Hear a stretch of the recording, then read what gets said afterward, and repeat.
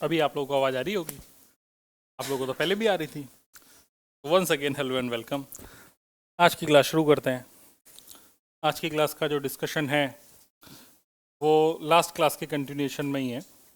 Last class में आप लोगों ने स्नेल्स लॉ देख लिया था, जहाँ तक मुझे याद आ रहा है, देख लिया था ना? ठीक है। इस पे बेस्ड अपन ने क्वेश्चंस भी कर लिए थे।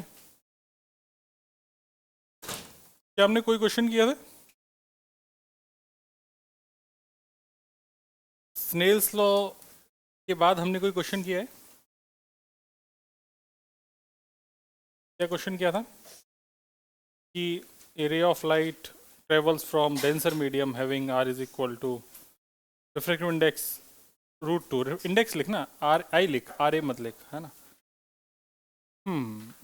ठीक है। एक क्वेश्चन किया था और उसके बाद अपन ने क्या बोला कि अपन अब आगे बढ़ेंगे। तो अगली हेडिंग लिखी जाए,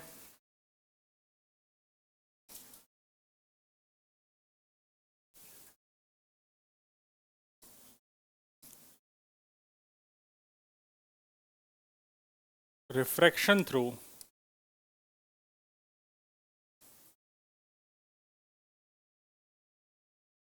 curved surface. Refraction through curved surface. Snell's law लगाना तो आई गया आप लोगों को?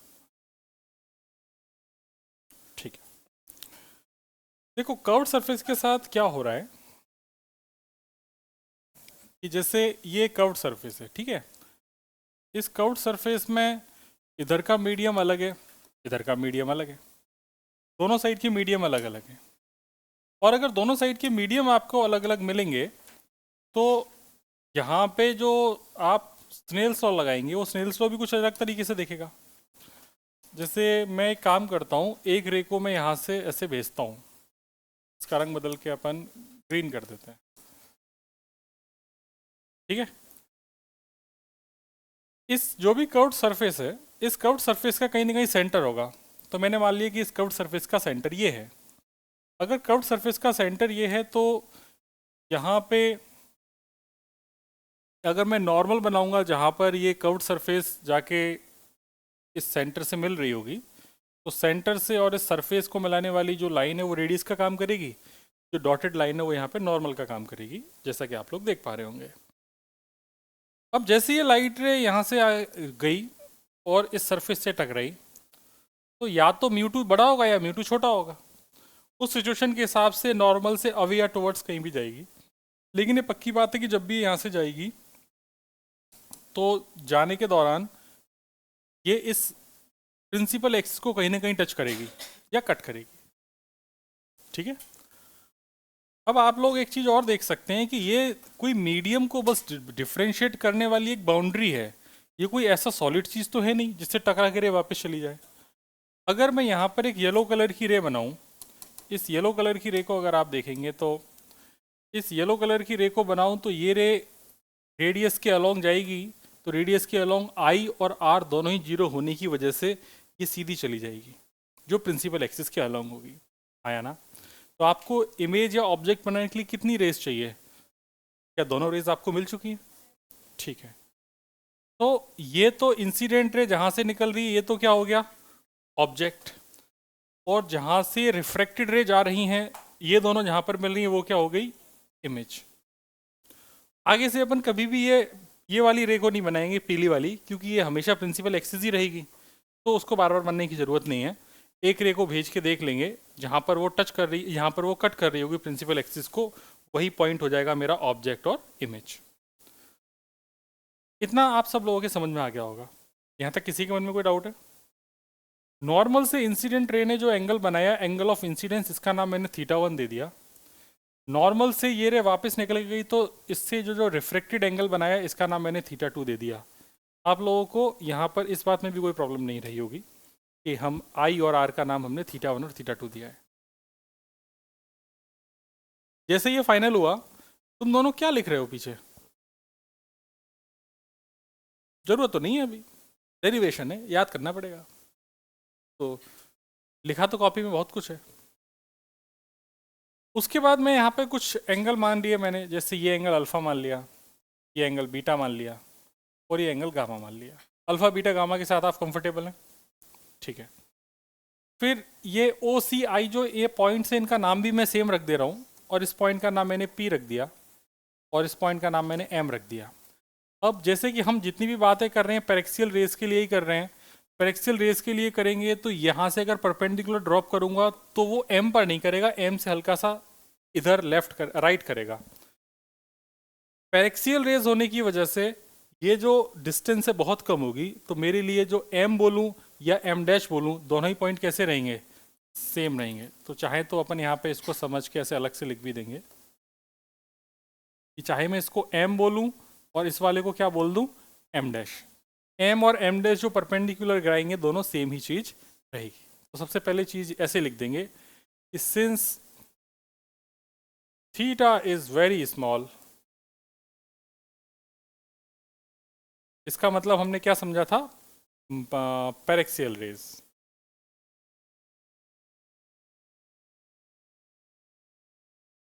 Since theta is very small, इसका मतलब ये हो गया पैरेक्सियल रेज। और पैरेक्सियल रेज के लिए अगर अपन बात करेंगे तो यहाँ पे जो M and M dash are likely to be same point.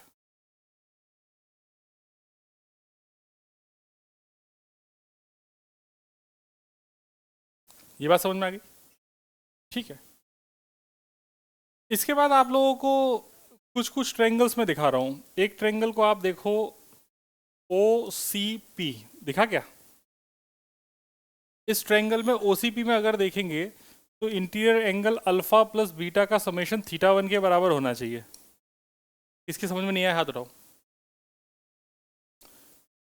तुम क्या लिख रहे हो हरी टी शर्ट? स्कूल का होमवर्क कर रहे हो? ये इसे करके मतलब बाद में मेडल मिलेगा जल्दी लिख के? आई थिंक समझना ज़्यादा इंपॉर्टेंट है। फिर उसके बाद एक ट्रायंगल आपको दिख रहा होगा पीसीआई।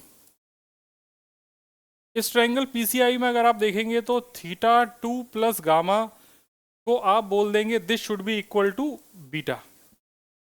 कितनी इक्वेशन हो गई? इन दोनों इक्वेशन में किसी को डाउट है तो बोलो। नहीं? क्या है? क्यों भाई? लारण्या डाउट है? पीछे? ठीक। क्या नाम तेरा? कनिष्क। हाँ। जब इतना दोनों चीज तुम्हें समझ में आ गई तो फिर आप लोगों ने ये भी मान ही लिया है कि थीटा बहुत छोटा है। और अगर थीटा बहुत छोटा है तो यहाँ पर हम ऐसा भी लिख सकते हैं कि sine theta is same as tan theta is same as theta. ऐसा कब होता है? जब थीटा 5 डिग्री से छोटा हो या बहुत छोटा हो। ठीक। ऐसा मानने से थीटा बहुत छोटा है, तो फिर मैं यहाँ पे स्नेल्स लॉ लगाऊंगा। स्नेल्स लॉ लगाऊंगा at point P. P point पर स्नेल्स लॉ लगाने पे अपने को क्या मिलेगा? आओ बातें करें। सबसे पहले बच्चे लिखेंगे mu one sine theta one is equal to mu two sine theta two. यही होगा। और अभी भी तुमने देखा कि साइन थीटा टेन थीटा सब सेम ही चीज़ है, कोई इनमें अंतर नहीं है। तो मैं इसको ऐसा भी तो लिख सकता हूँ, mu one tan theta one approximately same ही चीज़ें हैं, mu two tan theta two. इतना चमक गया? ठीक। अच्छा, या फिर मैं इसको ऐसे भी तो लिख सकता हूँ, mu one theta one is equal to mu two theta two. क्या तीनों पॉइंट समझ में आ गए ये वाले? ठीक है। अब आपके पास देखो तीन इक्वेशन है। इन तीनों इक्वेशन में जो अनवांटेड चीज़ है वो है थीटा वन और थीटा टू। तो अपन इसको इसमें से उड़ाने की कोशिश करेंगे। तो एक काम करते हैं, सबसे पहले अपन, हाँ कुछ कह रहे हैं? तो सबसे पहले अपन एक काम करते हैं कि इन दोनों को ही अपन ऐड कर देते हैं। इक्वेशन नंबर 1 एंड 2 को अपन ने ऐड कर दिया। जैसे आप 1 और 2 को ऐड करोगे तो आपको क्या मिलेगा? Alpha plus beta plus theta two, और क्या मिलेगा? Plus gamma is equal to theta one plus alpha, हाँ प्लस बीटा। तो बीटा से बीटा कट जाएगा, तो यहाँ पे एक रिलेशन बन गया आपका alpha plus gamma is equal to theta one minus theta to.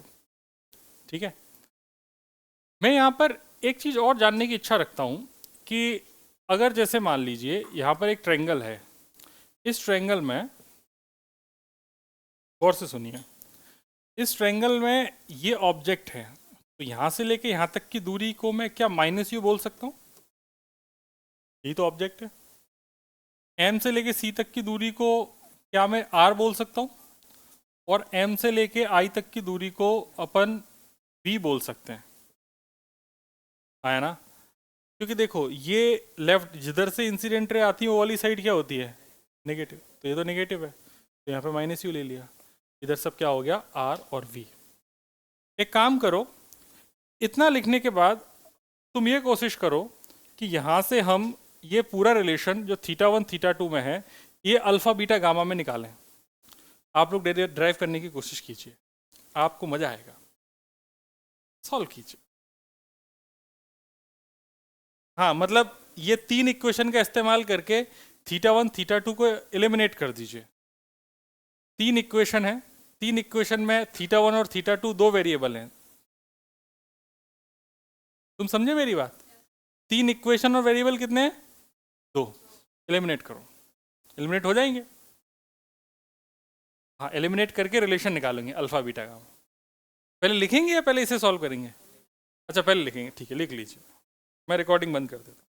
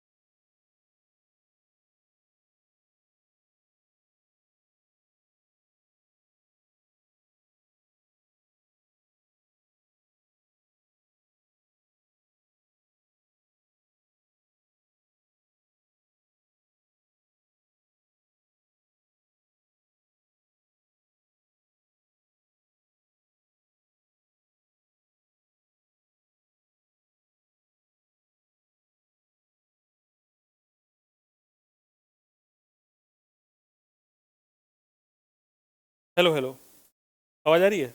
अब आई आवाज़, आवाज़ अभी तक बंद थी, मतलब अभी जब से दोबारा आया। तो देखो इससे पहले मैंने क्या किया है, इससे पहले जो मैं तुम्हें बोल रहा था करने के लिए जितनी में आवाज़ नहीं आई, मैंने बस यहाँ पे mu one theta one plus mu two theta to में थीटा वन की वैल्यू इक्वेशन वन से एंड थीटा टू की वैल्यू इक्वेशन टू से, that is beta minus gamma उठा के यहाँ पे डाल दिया। इसको सॉल्व कर लिया है, म्यू वन म्यू टू को अंदर मल्टीप्लाई करके रीअरेंज कर दिया है। बीटा टू बीटा एक साइड आ गया और अल्फा और गामा वाली टर्म्स एक साइड ले गया। तो mu one alpha plus mu two gamma is equal to mu two minus mu one beta. ये ऑनलाइन वालों के लिए, बाद में जो देखेंगे उनके लिए कर दिया, वरना बाद में कहेंगे सर आवाज़ नहीं आ रही थी। ऐसा थोड़ी होता है। पैर क्यों छू रही है इसके? अच्छा अच्छा बैक है, अच्छा बैक छू रही है, मैंने सोचा उसके पैर छू रही है। अच्छा अच्छा, मैं भैया मेरे राखी के बंधन को निभाना। ओपीएम की अगर बात करें तो ओपीएम में अगर अपन टेन अल्फा लगाएं, tan alpha approximately equal to alpha हो जाएगा, और वो हो जाएगा आपके पास पी एम अपॉन माइनस का यू। सही बात है। फिर ऐसे ही बच्चे देखेंगे ट्रेंगल पीएमसी में, ट्रेंगल पीएमसी में देखेंगे तो अपने देखेंगे tan beta is equal to P M divided by R. उधर देखो, उधर पीएमसी दिख रहा है ट्रेंगल, उसमें टेन बीटा लगाओगे तो क्या आ जाएगा? परपेंडिकुलर पीएम और बेस की वैल्यू किसके बराबर है? आर के। और फिर अपन देखेंगे ट्रेंगल पीएमसी के बाद देखेंगे ट्रेंगल पीएमआई में, है ना? पीएमआई में देखेंगे तो अपने पास बचेगा टेन गामा, और टेन गामा हो जाएगा पीएम डिवाइडेड बाई वी, है ना? फिर यहाँ पे ये जो अपन ने इस इक्वेशन में लिखा था, इस इक्वेशन का नंबर 4 दे देते हैं, इसमें सारी वैल्यूज अपन रख देते हैं। तो ये 10 beta is approximately equal to क्या हो जाएगा, beta 10 gamma approximately equal to क्या हो जाएगा, गामा। सारी वैल्यू चिपका देंगे तो ये हो जाएगा μ1। अल्फा की वैल्यू हो जाएगी मेरे पास pm डिवाइडेड बाई माइनस का u, क्योंकि हम θ1 θ2 को एलिमिनेट कर चुके थे, मतलब अपन ने θ1 θ2 की वैल्यू उठा के इस इक्वेशन में रख दी थी। प्लस μ2 गामा की वैल्यू आई है मेरे पास pm डिवाइडेड बाई v, ठीक है, is equal to μ2 minus μ1। Beta की वैल्यू मेरे पास कितनी है, तो बीटा की वैल्यू मेरे पास है pm डिवाइडेड बाई r। तो यहाँ पे आप उड़ा सकते हैं pm pm pm, कट गया।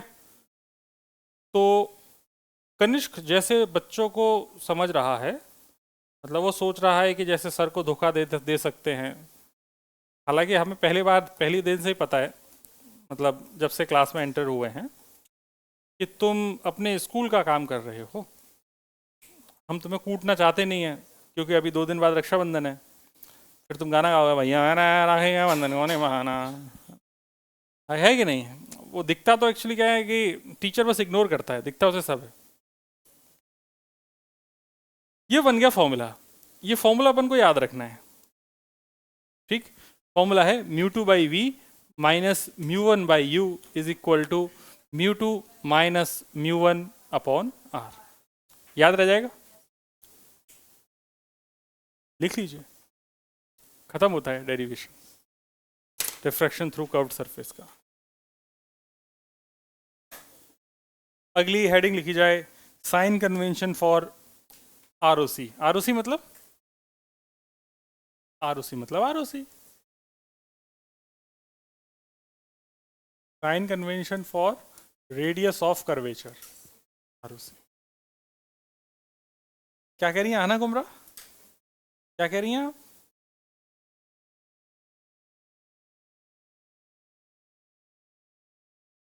समझ गया।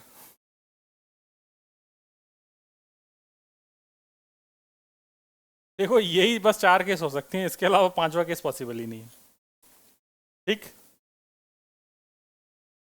जैसे मान लो रे इधर से आ रही है,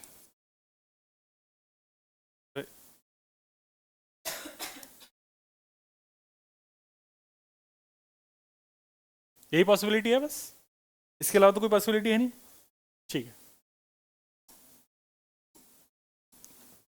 ये कर्व्ड कॉन्वेक्स टाइप की दिख रही है, इधर से देखेंगे तो ये कॉनकेव टाइप की दिख रही है। दोनों में एक बार लेफ्ट से राइट, एक बार लाइट से राइट, राइट से लाइट, हाँ, एक बार लेफ्ट से लाइट, एक बार राइट से लाइट, एक बार लेफ्ट। अरे यार ये तो मतलब टंग ट्विस्टर बन रहा है। लाइट लाइट, एक बार लेफ्ट से लाइट आई, एक बार राइट से लाइट आई, समझे अब?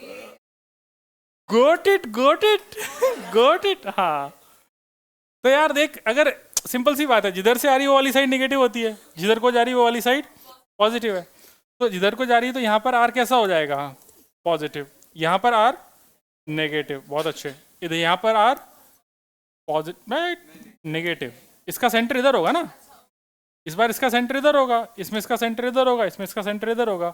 जिधर से आ रही है वो वाली नेगेटिव, जिधर को जा रही है वो वाली साइड, तो ये किधर जा रही है, इधर, तो ये वाली साइड कैसी हो जाएगी। बस तो 4 चीजें याद रखनी है, ओके। अब तुमने इतना पढ़ लिया तो थोड़ी सी चीज और पढ़ो। देखो एक तो तुम लोग यार इतने अच्छे से पढ़ते हो ना, 12th वाले, मजा ही आ जाता है एकदम शांति से। भले स्कूल का होमवर्क कर रहे हो क्लास में बैठ के, क्या फर्क पड़ रहा है, लेकिन ना मतलब सर मैं क्या मजा आता है पढ़ाने में यार। दूसरी चीज ये है कि हम फोकस का डिस्कशन करना चाहते हैं। फोकस एक बहुत ही फोकट की बात है, फोकस एक फोकट की बात है। फोकस में क्या है कि जब तुम एक तरीके का कर्वेचर था रिफ्लेक्शन में, या तो कॉन्वेक्स या तो कॉनकेव या फिर कॉन्वेक्स, इस तरीके के रिफ्लेक्शन में तुम्हारे पास एक ही फोकस होता था, हाँ या ना। जब भी रिफ्लेक्शन होगा तो तुम्हारे पास 2 फोकस होंगे। कितने फोकस होंगे, दो। तो सबसे पहले देखेंगे, सबसे पहले पहला देखना है कि दूसरा देखना है? पहला। तो बस इसका नाम है फर्स्ट फोकस। अगर तुम कहते दूसरा देखना है तो मैं बोल देता सेकंड फोकस। तो नाम बड़े कठिन है इनके। फर्स्ट फोकस को फर्स्ट फोकस कहते हैं और सेकंड फोकस को सेकंड फोकस कहते हैं। आप लोग नाम याद रख पाएंगे? बहुत टफ है, मतलब मुझे तो मतलब बचपन से याद कर रहा हूँ, फर्स्ट फोकस सेकंड फोकस। मजाक लग रहा है क्या तुमको? आओ डेफिनेशन देता था, उसके बाद टफ लगेगा।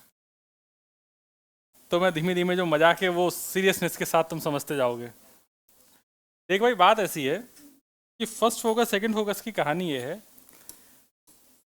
जहां पर रखे हुए ऑब्जेक्ट की इमेज इंफिनिटी पे बने उसको फर्स्ट फोकस कहते हैं।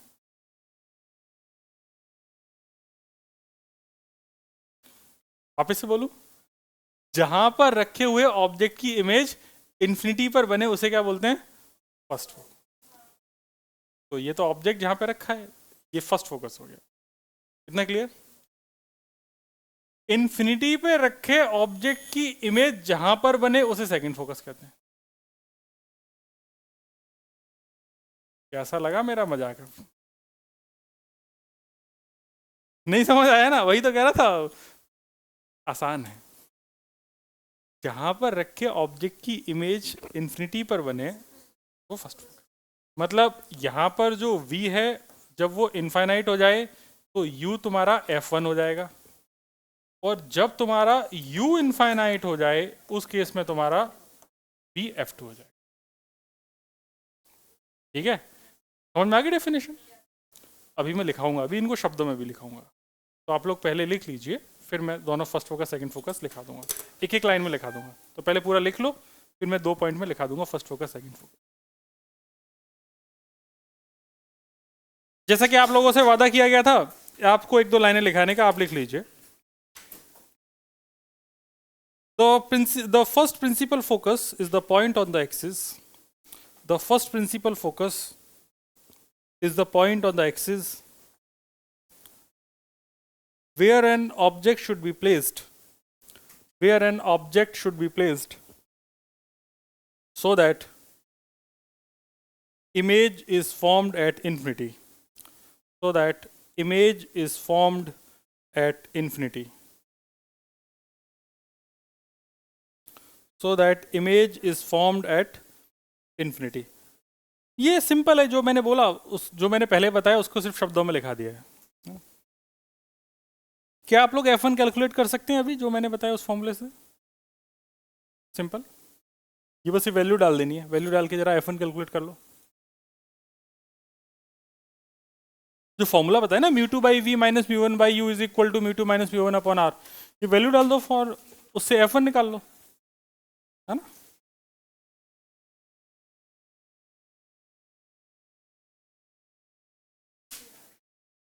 फिर मैं दूसरे की डेफिनेशन लिखाऊं,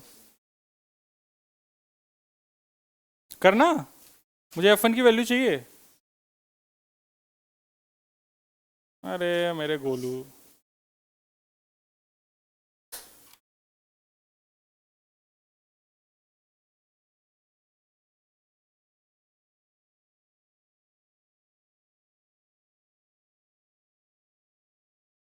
मुझे नहीं पता है।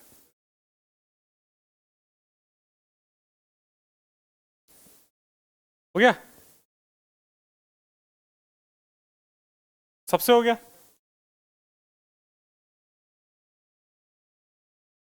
अरे भाई, फॉर्मूला तो ये था ना, mu two by we minus mu one by you is equal to mu two minus mu one upon R. अब जैसे ये सिचुएशन में इधर म्यू वन अज्यूम कर लेंगे, इधर क्या अज्यूम कर लेंगे? Mu two. वैल्यू तो डालनी है, म्यू टू बाई वी की वैल्यू कितनी डाल देनी है? इन्फिनिटी। और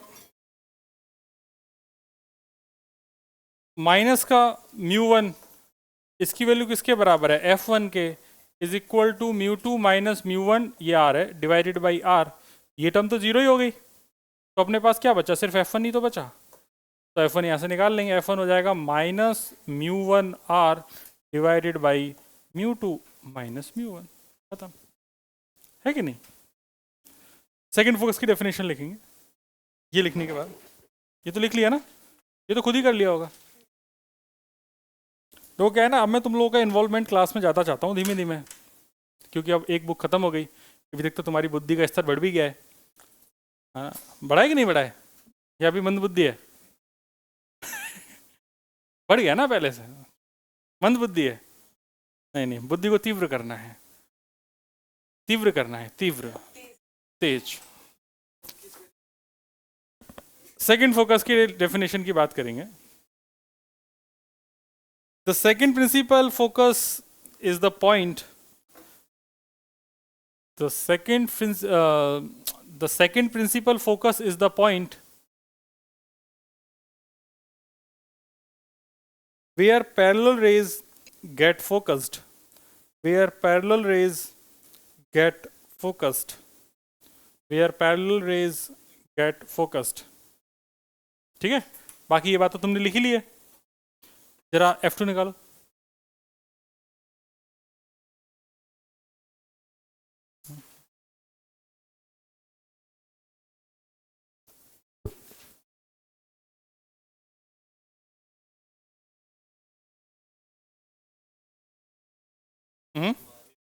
mu two are upon F1 F2 दोनों निकाल लिया आप लोगों ने। अब एक काम करो, F1 अपॉन F2 निकालो, F1 अपॉन F2। कुछ इंटरेस्टिंग रेशियो आ रहा है कि नहीं आ रहा? कुछ कुछ इंटरेस्टिंग रेशियो आ रहा है ना? तो जैसे बच्चे अगर यहाँ पर, हाँ, जैसे यहाँ पर अगर बच्चे इस वाले की वैल्यू रख देंगे, तो इस वाले की वैल्यू रख देंगे तो mu two by v, v की जगह डाल देंगे F2 minus mu one by you is equal to mu two minus mu one divided by R. तो सेकेंड टर्म तो ज़ीरो हो गई, तो यहाँ से बच्चों ने जो F2 निकाला होगा, F2 आ गया मेरे पास mu two R divided by mu two R divided by mu two minus mu one. इतना चमक गया? ठीक है, डिवाइड कर लिया दोनों को, क्या आ रहा है? ठीक, ये रेशियो अपन याद रखेंगे। ओके, हाँ बोलो ना।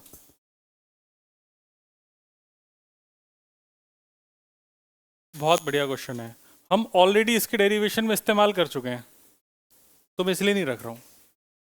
ठीक है,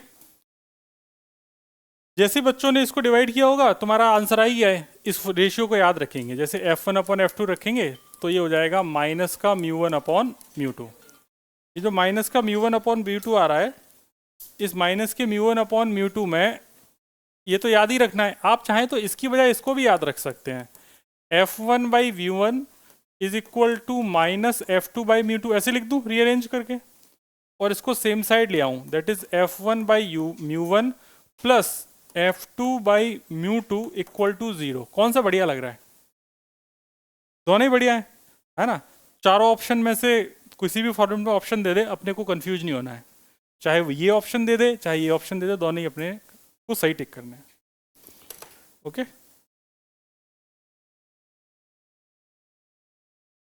अरे बड़ा परेशान हो रहे हैं फोन कर कर गंदे लोग। डन,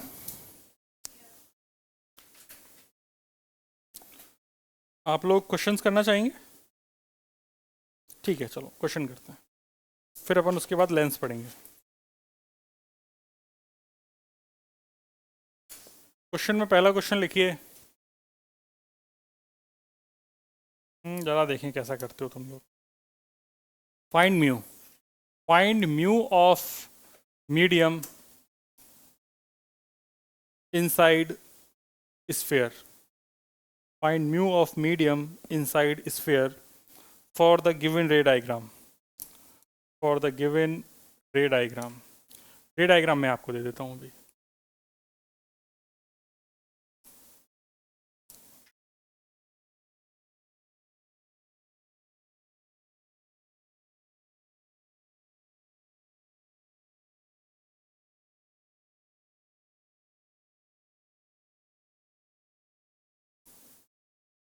हम्म, हम्म, हम्म, हम्म, हम्म। पहले रे डायग्राम देख लेना है ना अच्छे से, फिर सॉल्व करना क्वेश्चन।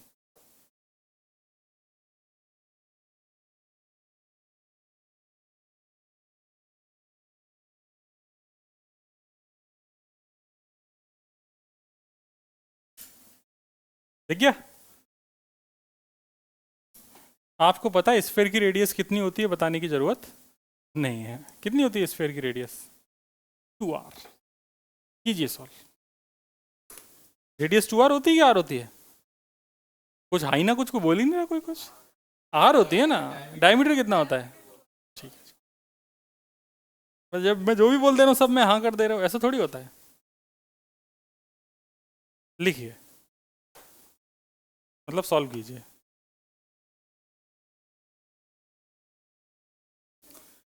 आओ बातें करें। आंसर कितना है? 2 आया ना? बस 2 ही आंसर है। आसान क्वेश्चन है।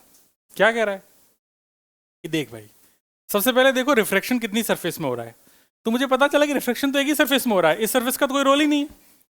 तो मुझे सिर्फ एक ही बार फॉर्मूला लगाना है। एक बार फॉर्मूला लगा देंगे इस वाली सरफेस के लिए। बाहर कुछ नहीं दे रखा तो एयर है, अंदर म्यू दे रखा है। ठीक है, अंदर म्यू, अंदर का म्यू ही उसने क्वेश्चन में पूछ रखा है कितना है। क्वेश्चन मार्क 2 जैसा दिखता है, इसलिए किसकी वजह से इसका आंसर 2 है। Mu is equal to question mark. Question mark 2 जैसा दिखता है, इसके लिए इसका आंसर 2 है। ऐसे तुक्का ऐसे मारते हैं। मैंने देखा है बच्चे ना, जैसे कभी तुक्का मारते होंगे तो क्या क्या सोचते हैं कि जब उन्हें कुछ नहीं आता ना तो इस तरीके की चीजें सोचते हैं कि अच्छा इसमें आंसर ना इंटीजर हो सकता है। इंटीजर में क्या हो सकता है? इंटीजर में 0 से लेके 9 तक की चीजें ही आ सकती हैं यहाँ पे। 4 ऑप्शन में इन 4 में से कौन सा अच्छा लग रहा है? अच्छा इवन अच्छा लग रहा है, आज अपना इवन वाला दिन है तो इवन टिक कर दिया। ऐसे तुक्के मारने वाले लोग बेचारे नेगेटिव में नंबर लेके आते हैं। यही काम नहीं करना अपने को। तो ये हो जाएगा mu two by we minus mu one by you is equal to mu two minus mu one upon R. सुन मेरी बात, इस क्वेश्चन में जो इमेज बन रही है वो प्लस के 2r पे बन रही है, यहाँ से 2r डिस्टेंस पे। इसका जो u है वो माइनस का इन्फिनिटी है, और इसका जो सेंटर है वो इस राइट साइड है, मतलब रिफ्लेक्टेड रे वाली साइड में। तो पॉजिटिव है सेंटर की नेगेटिव है? पॉजिटिव, तो r पॉजिटिव हो गया। वैल्यू डाल देंगे। म्यू टू की वैल्यू म्यू है, p की वैल्यू 2r है, म्यू वन की वैल्यू 1 है, u माइनस इन्फिनिटी है, ये म्यू माइनस 1 हो जाएगा अपॉन r। तो इसने बच्चों ने सॉल्व कर लिया, तो mu by 2r is equal to mu minus 1 upon R. R से आर कट गया। इसको सॉल्व कर लेंगे तो 2 mu minus mu is equal to mu. नहीं, 2 म्यू माइनस का 2 इज इक्वल टू म्यू। तो mu is equal to 2 minus 1, तो mu is equal to 2 answer आ जाएगा। ठीक है बच्चों? अरे बच्चों, आंसर आ जाएगा बच्चों। अबे हाँ या ना? ठीक है, इसी बात पर अगला क्वेश्चन।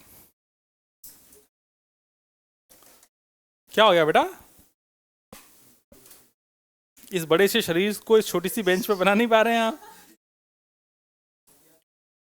जुकाम भी हो रहा है? अच्छा ठीक है आप। अगला क्वेश्चन लिखिए। अगला क्वेश्चन ऐसा है कि इसका म्यू है 3/2, इसका म्यू 1 है, इसका रेडियस ऑफ कर्वेचर डायमीटर 40 है, तो रेडियस ऑफ कर्वेचर 20 सेंटीमीटर मान लेता हूँ। ठीक है, ओके। और यहां से 5 सेंटीमीटर की दूरी पे एक ऑब्जेक्ट को रख दिया है। तो पूछा इमेज कहाँ बनेगी? Find image location. Find image location.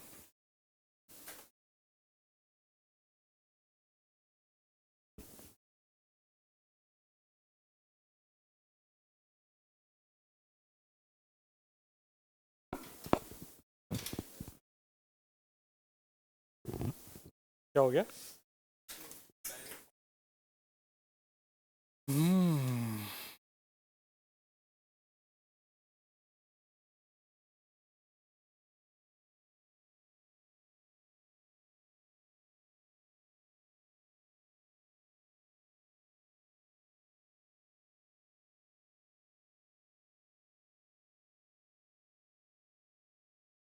Answer बता देना इसका मुझे। आंसर इसका थोड़ा टेढ़ा मेढ़ा आएगा, मतलब थोड़ा हो सकता है डिवाइड करके देखना पड़े।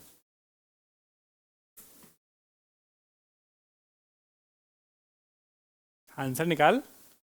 अब पूरी क्लास में गौर से सुना होता तो अभी सॉल्व कर रहा होता। अरे सर क्या कर ले स्कूल का काम अब। जैसे मम्मी अब 4 साल तक बोलती है ना कि घटना को, ऐसी मैं भी बोलूंगा।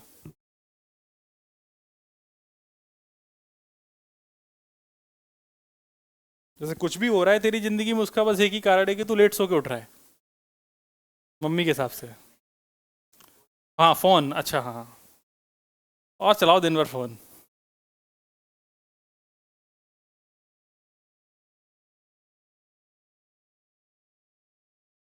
शुरू करें?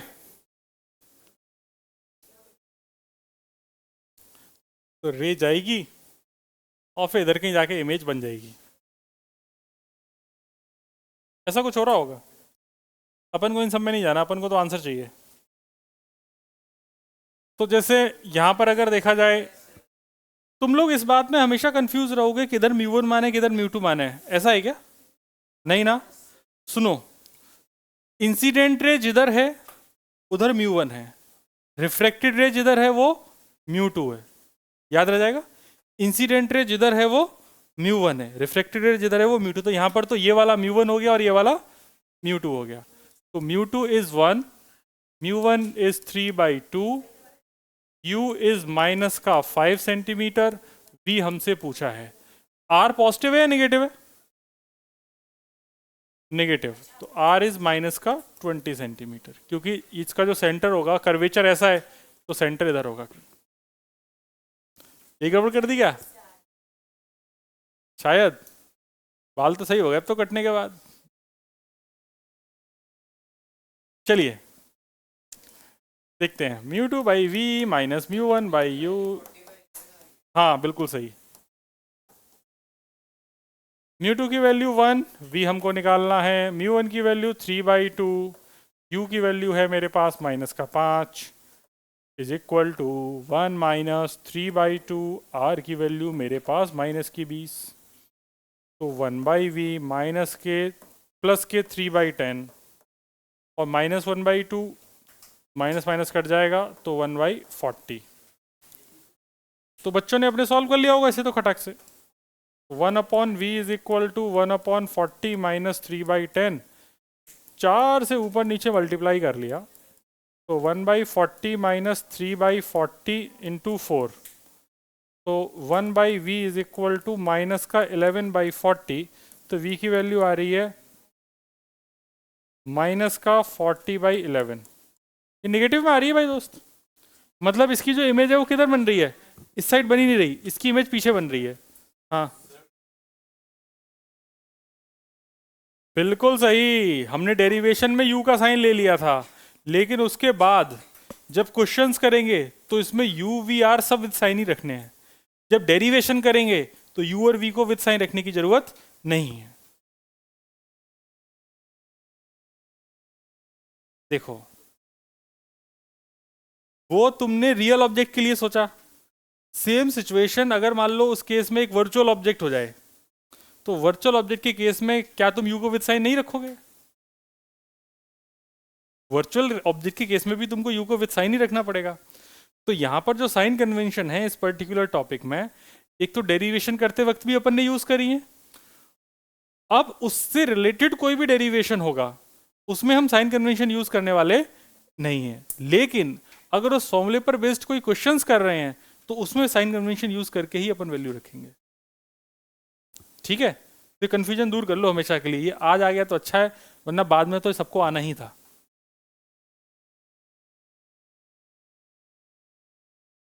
-40/11 आ रहा है, सबका यही आ रहा है। कितना होता है -40/11? 3.67। तो माइनस का 3.67 आ रहा है, ऐसा बच्चे बोल रहे हैं। हाँ मैं कह रहा था कि ये इमेज इधर बनेगी ही नहीं। कैसी बन रही होगी इसकी इमेज, कोई बता सकता है? सर हमें क्या पता।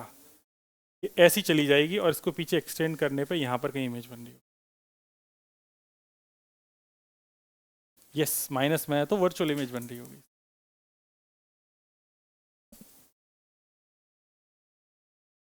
ठीक है जी, इतना चमक गया। यस सड़ो, नो सड़ो, यस सड़ो। चलिए आगे बढ़ते हैं। तो इस प्रकार आपका रिफ्रैक्शन समाप्त होता है। टीआईआर में ऑलरेडी पढ़ाई चुका हूं। अब आपको देखना चाहिए, वो देखना चाहिए क्या, हाँ क्या, लेंस। आओ देखो लेंस देखें यार। लेंस तुम लोग अच्छे से जानते हो, तुमने आज तक जो भी लेंस पढ़े हैं उन सबको मैं सामने बना दे रहा हूं। अगर इसका रेडियस ऑफ कर्वेचर R1, इसका रेडियस ऑफ कर्वेचर R2, तो इसको क्या बोलते हैं, बाई कॉन्वेक्स। क्या बोलते हैं, बाई कॉन्वेक्स। जानते हैं कि नहीं जानते आप? अब अपन ऐसा बोल सकते हैं कि लेंस एक ऐसी शेप है जिसमें दो रेडियस ऑफ कर्वेचर हैं और इसके बीच में एक मीडियम भरा हुआ है। वो मीडियम यहाँ पर कांच है, ठीक है। अगर ये R1 R2 दोनों बराबर हो जाएं, ये भी R और R हो जाए, तो इसको बोलते हैं इक्वी कॉन्वेक्स। क्या बोलते हैं, इक्वी कॉन्वेक्स। और क्या पढ़ा है आपने? अरे फिर तो आपने कुछ नहीं पढ़ा। इसका रेडियस ऑफ कर्व, ये प्लेन है तो रेडियस ऑफ कर्वेचर कितना हो गया, इनफाइनाइट। इसका R, तो इसको पढ़ते हैं प्लेनो कॉन्वेक्स।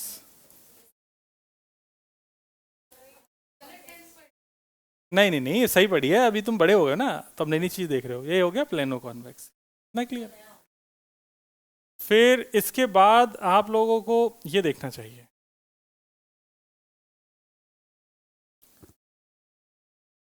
ये R1 और ये R2। यहां पर देखोगे तो R2 बड़ा है, R1 छोटा है, क्योंकि देख R2 का सर्कल बड़ा है और R1 का सर्कल ऐसा है। मैं तुझे सर्कल देखना है तो सर्कल दिखा सकता हूँ। ये R1 का सर्कल ऐसा दिख रहा होगा कि नहीं दिख रहा होगा, जबकि R2 का सर्कल ये वाला है ना। तो रेडियस किसकी ज़्यादा है, R2 की कि R1 की? R2 की। तो मैंने इसको ये हटा देता हूँ, समझाने के लिए था बस ये। इसको क्या बोलेंगे, इसको बोलते हैं कॉनकेवो कॉन्वेक्स। ठीक है, इतना सीख गए, लेंस के नाम सीख गए। ठीक, इसके बाद आप लोग इसे जानते हैं, ये क्या होता है? आप घबराओ मत, सही है एकदम। बस ये कॉन्वेक्स का क्या आ जाएगा सब जगह, कॉनकेव। बाई मतलब दो, कॉनकेव मतलब कॉनकेव सरफेस। जब दोनों सरफेस कॉनकेव है तो उसको बाई कॉनकेव बोल रहे हैं। इक्वी कॉनकेव का मतलब है कि दोनों जो सरफेस हैं R और R, तो ये इक्वी मतलब दोनों ही रेडियस ऑफ कर्वेचर समान है, मतलब ये हो जाएगा इक्वी कॉनकेव। ठीक है बच्चों, ये हो जाएगा तुम्हारे पास। अगर एक इन्फिनिटी हो गई, एक कहा हो गई, तो इसको क्या बोलेंगे, प्लेनो कॉनकेव। और फिर अगर यहाँ पर बात करेंगे तो देख, यहाँ पे थोड़ा सिचुएशन गंभीर हो जाएगी। यहाँ पर अपने को कॉनकेव बनाना है ना, तो ऐसा ऐसा समझ लो, ये ऐसा है और दूसरे वाले को बनाना है अपने को ऐसा।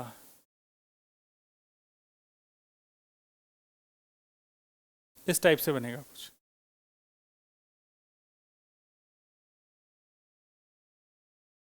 है ना।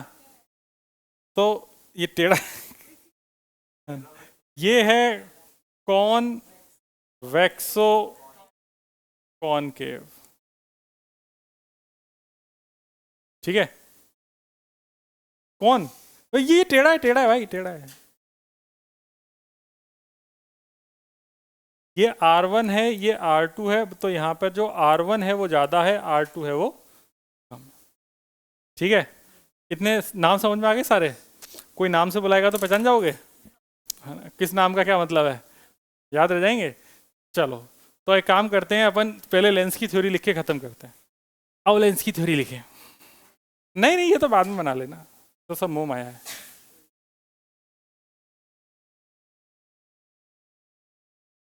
लिख लिया जाए। Lens is a portion of a transparent material, lens is a portion for transparent material A lens is a portion of a transparent material with two refracting surfaces. With two refracting surfaces. With two refracting surfaces such that with two refracting surfaces such that at least one is curved. At least one is curved. With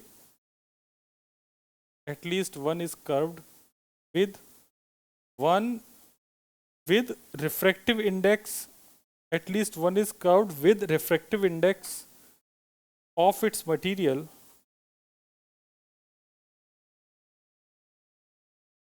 with refract. A lens is a portion of a transparent material with two refracting surfaces such that at least one is curved with refractive index of its material being different from that of surrounding.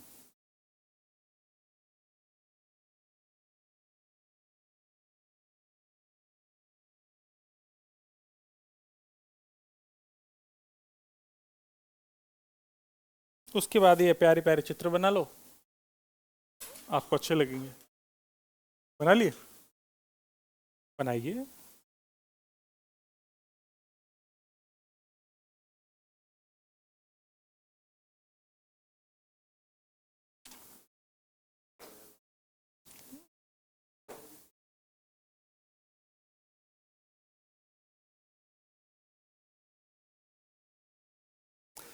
Optical centre लिख लीजिए। Optical centre आप लोगों ने लिख लिया। Optical centre is a point through which any ray passes undeviated. दूसरा point लिख लीजिए, principal axis is a line through optical centre. Principal axis is a line through optical centre and perpendicular to the length, perpendicular to the lens. Optical centre is a line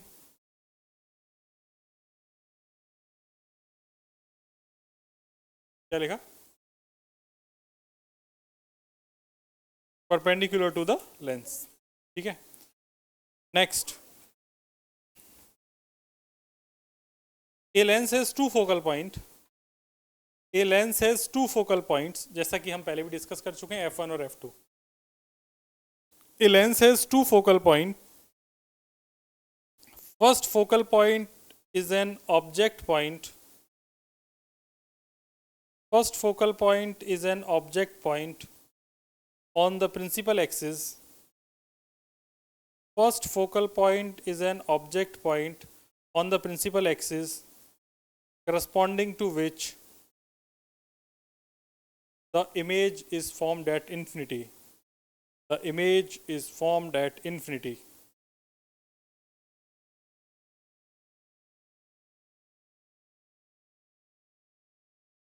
गधा,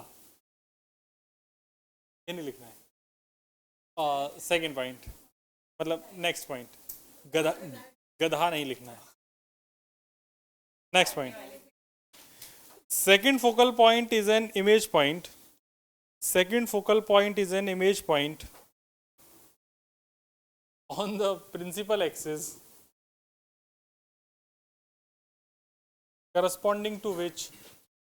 corresponding to which object lie at infinity, corresponding to which object lie at infinity। ठीक है, फिर next, यार next लिखने से पहले ना मैं तुमको ये सब चीज़ें बता देता हूँ इसमें क्या क्या हो रहा है। ठीक है, तो आप लोग तैयार हो जाइए। सुनिए, आप लोगों ने जो पहला पॉइंट लिखा है वो आपने क्या लिखा है? ऑप्टिकल सेंटर, है ना। तो जैसे ये एक लेंस है, ठीक, इस लेंस में ये जो पॉइंट है, ये पॉइंट होता है ऑप्टिकल सेंटर। ये लेंस की एक्सिस है। देखो मैं दो शब्द इस्तेमाल कर रहा हूँ, ठीक है। एक बोल रहा हूँ लेंस की एक्सिस और दूसरा मैं बोल रहा हूँ प्रिंसिपल एक्सिस। तो ये हो गई लेंस की एक्सिस टाइप से बात करेंगे, ठीक है, और ये हो गई प्रिंसिपल एक्सिस।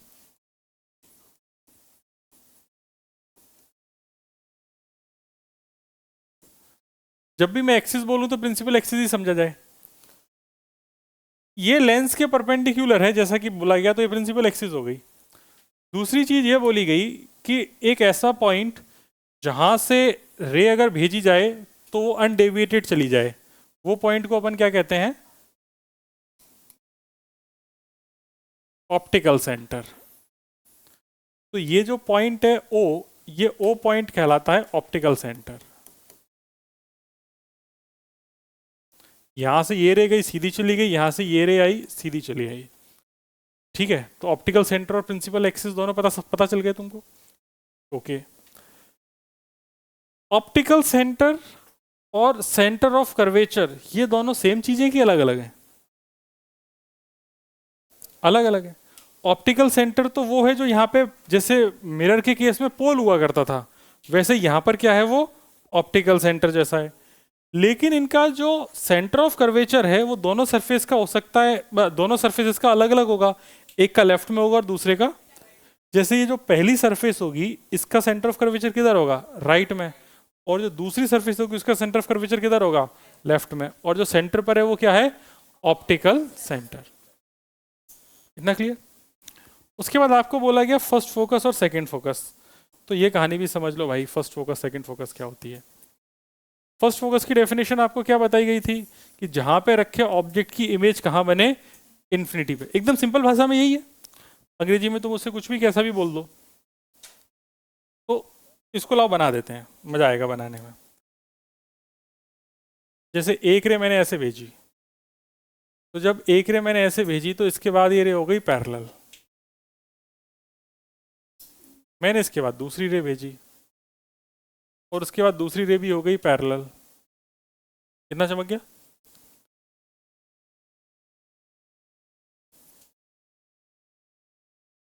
क्लियर? तो ये यहां पर जहां पर रखे ऑब्जेक्ट की इमेज इन्फिनिटी पर बने उसे अपन क्या बोलते हैं? First focus. तो ये जो लेंस दिख रहा है, जो कॉन्वेक्स लेंस है, इस कॉन्वेक्स लेंस का फर्स्ट फोकस लेफ्ट में है। इतना क्लियर हो गया? ठीक। अब इससे ही रिलेटेड दूसरी चीज आप देख सकते हैं, सेम सिचुएशन जब आप कॉनकेव लेंस की बात करेंगे तो कॉनकेव लेंस के लिए फर्स्ट फोकस कैसा दिख रहा होगा, उसका डिस्कशन करते हैं। तो उसके लिए ऑब्जेक्ट आपका जहां पर इन्फिनिटी पे रखे ऑब्जेक्ट, जहां पर रखे ऑब्जेक्ट की इमेज इन्फिनिटी पर बने उसे अपन क्या बोलेंगे? एक मिनट।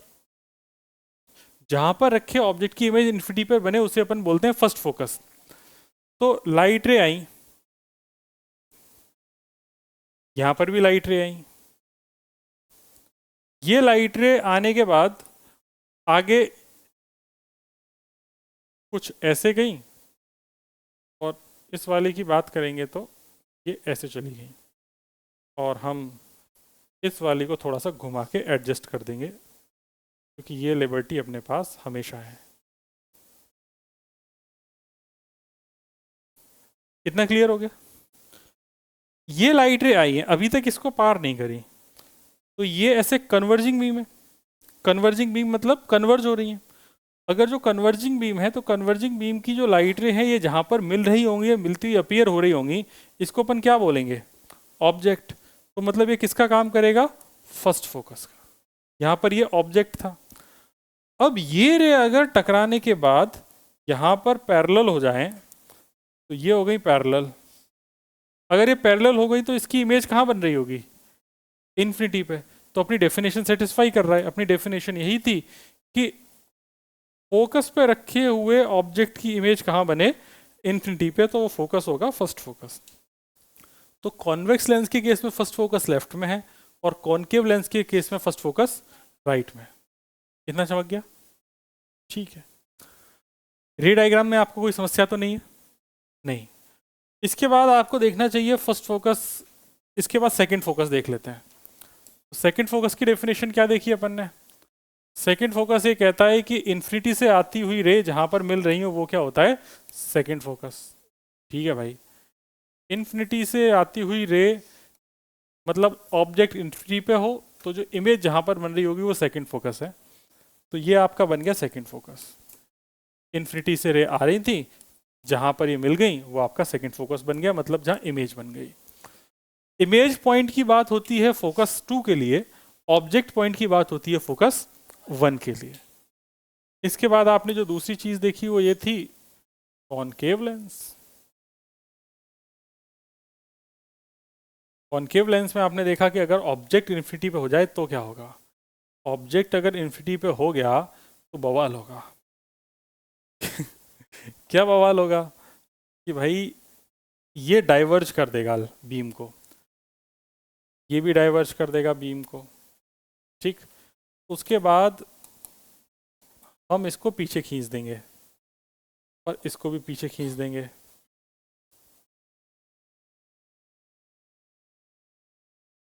नहीं बना सही, छी।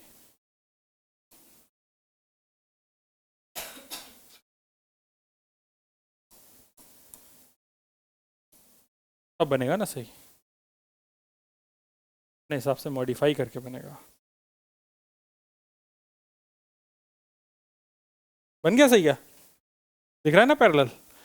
हाँ, ये जो लेंस है टूटा नहीं है बीच में, पूरे पैसे दिए थे अपन ने, पूरा है।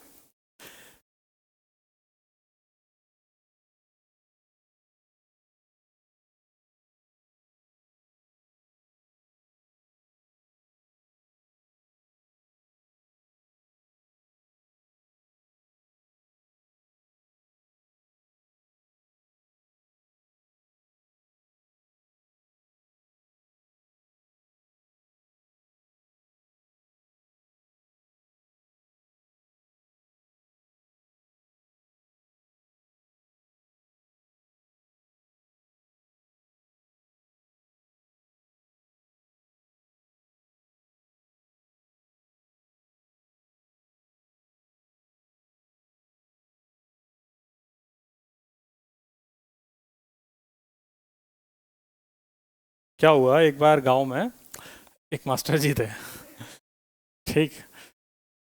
तो अभी बारिश के मौसम में बाढ़ आ गई, बच्चे बड़े खुश, बच्चे बड़े खुश, बच्चे बच्चे इस बात से खुश कि भाई मास्टर जी तो आएंगे नहीं आज, इतनी बारिश हो रही है। तो बच्चे आराम से अपना थैला ऐसे सिर पे रखे ऐसे नाच रहे थे, थैला थैला बैग है ना, हाँ। तो थैला थैला, गांव में सब उसी में किताबें लेके जाते, तो आराम से थैला रखे से नाच रहे थे। दूर से देखा उन्होंने कि कोई एक आदमी ऐसे, जो बाढ़ है ना, बाढ़ में ऐसे तैरता हुआ, थोड़ा पास आया तो उन्हें समझ में आया कि उनके स्कूल का वही मास्टर है। और उसके बाद उसने बरगद के पेड़ के नीचे थोड़ा सा चबूतरे पे बैठा के सबको पढ़ाया। चबूतरा नहीं समझते तुम लोगों की, जो सामाजिक ज्ञान है शून्य है। हाँ, हाँ।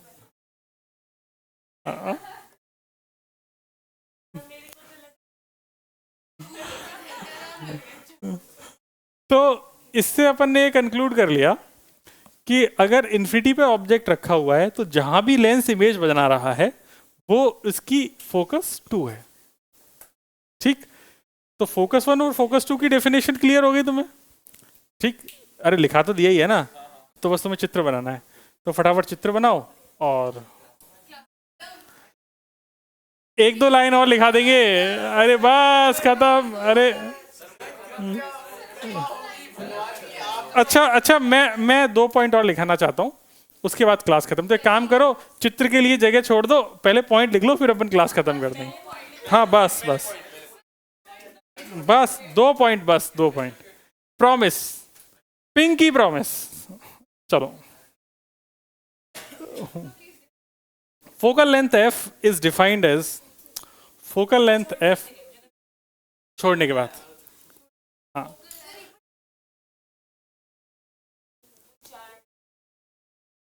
5 डायग्राम आराम से आ जाएंगे। Focal length F is defined as distance between optical centre of a lens. Focal length f is defined as distance between optical center of a lens and the point where optical center of a lens and the point where the parallel beam of light converges or appears to converge. Converges or appears to converge. Next point, last point, आज की class का last point. Point ये कहता है कि aperture APERTURE, aperture है ना, ये डेफिनेशन है अपर्चर की, APERTURE अपर्चर। नहीं बच्चू, डबल ई नहीं आता है, नहीं डबल पी नहीं आता है।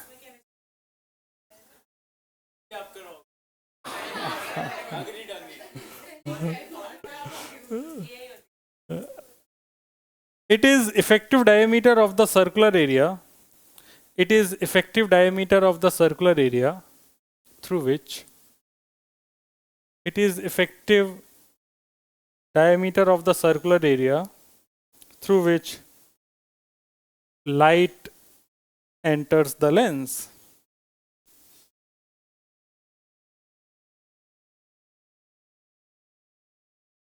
और फिर उसके बाद नीचे लिख देना उसमें इंटेंसिटी ऑफ लाइट, नहीं इसी में ही है, खत्म। हाँ बेटा यही सी में लिखना है, intensity of light is proportional to aperture का square. Intensity of light is proportional to aperture का स्क्वायर। तुम इसका मतलब समझे क्या कह रहा है? जैसे ये एक लेंस होगा, ऐसा लेंस दिख गया, उस लेंस में से लाइट आ रही है, तो इस लाइट लेंस के अंदर जितनी भी लाइट एंटर कर रही है वो लाइट जो बाहर आएगी, ये सब चीज किस चीज पे डिपेंड कर रही है? अपर्चर पे। लेंस होगा उतना ही ज्यादा लाइट अंदर आएगी, है ना। तो इंटेंसिटी जो होती है वो अपर्चर के स्क्वायर के प्रोपोर्शनल होती है। जितनी भी लाइट आएगी वो जितना ज्यादा आप इंटेंसिटी बढ़ाते, अपर्चर बढ़ाते जाएंगे, इंटेंसिटी उसके स्क्वायर के प्रोपोर्शनल में बढ़ती जाएगी। बस अब आप लोग चित्र बना लीजिए, क्लास खत्म होती है। अगली क्लास में अपन लेंस मेकर फॉर्मूला की बात करेंगे। Thank you very much.